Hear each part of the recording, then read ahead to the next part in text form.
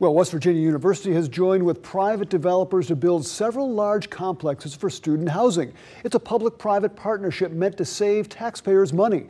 Penn State is considering a similar deal, but some in West Virginia say this deal is actually costing taxpayers millions of dollars. The $90 million University Place complex in Morgantown was built by a private developer. It includes apartments and several private businesses, a pizza shop, cookie store, and a Sheetz. Private businesses, a private developer, but this complex does not pay a penny in property tax. That's because it is owned by West Virginia University. The university leased the property to a developer to build the project. Now the developer is leasing it back to WVU to run the apartment complex. It's called a public-private partnership. WVU has a similar deal on the other side of Morgantown with apartments, restaurants, and a dry cleaner, also property tax-free.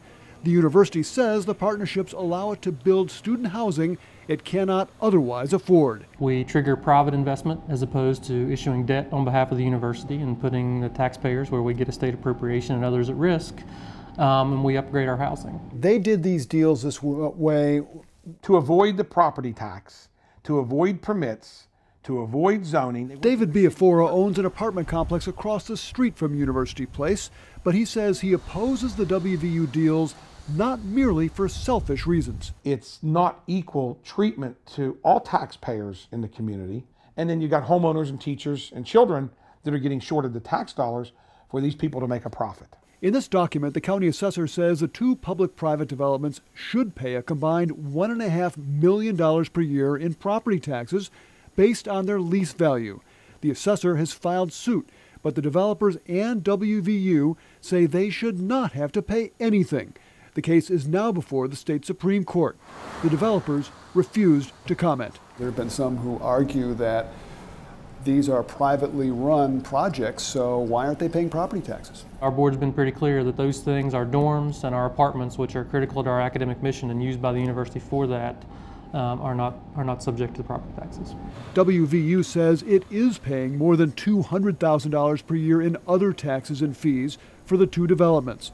But some area residents are not happy that the university and its private partners are off the hook for millions in property taxes. They're taking advantage of the taxpayer and the citizens of Morgantown. They're substantially eroding the tax base, and they should pay their fair share.